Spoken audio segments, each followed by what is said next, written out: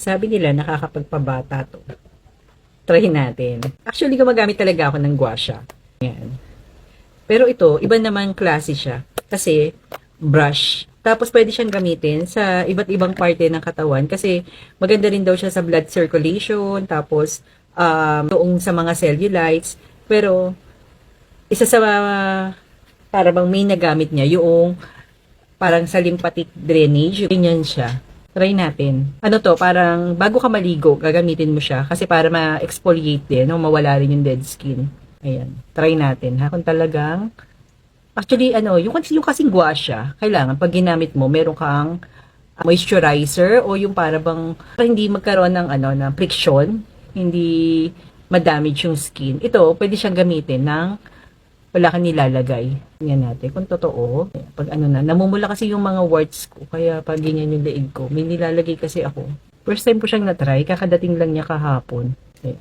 Kung lang talaga, makikita niyo kung may effect. Makatanggal din kaya to ng pilit ng pimples. Magic na kailangan ko.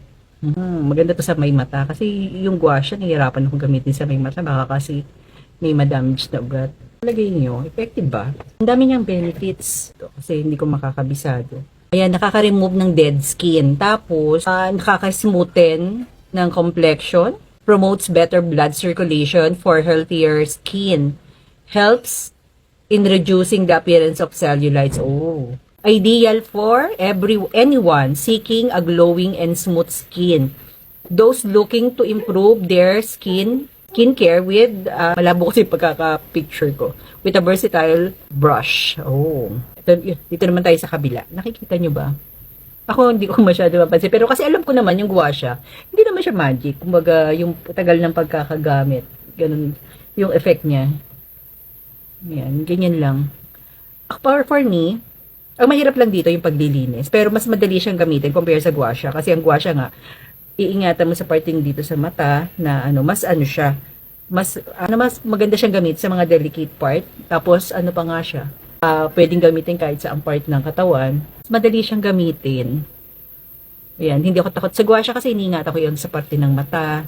Tapos yung dito sa may triangle sa T-zone. Ang dami niyang benefits. Ang sarap. Nakaka-relax. Yung kahit ikaw lang gumawa. Ayan, for glowing skin, this brush is designed for pre-shower exfoliation and circulation boosting. It's a number 1 beauty brush for smooth skin, perfect for those looking to enhance their skin routine. Oh, wow. Talaga namang gaganda na tayong lahat. Wala namang masama, di ba, kung itatry. Sobrang affordable lang nito. Pero napaka-satisfying. Ang sarap niyang gamitin. Yun lang, feeling mo na exfoliate yung mukha mo. Tapos yung blood circulation sa face. Malaking bagay na yun. Yan, ang sarap gamitin. Yun lang, syempre, lilinisin mo pa rin. Dahil yung dead skin mo nga maiiwanan dyan. Tapos yung dumi ng mukha mo, nandyan din. Kaya dapat maganda yung pagkakalinis. Yung gua sha, 3 times a week ko ginagawa pag hindi ako tinatamad. Pag hindi masyadong busy.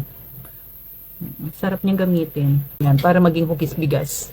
Kung gusto niyo rin ng ganito, ilalagay sa baba yung link or sa comment section. Yun lang. Thank you. Check out na rin kayo para lahat tayo hugis bigas.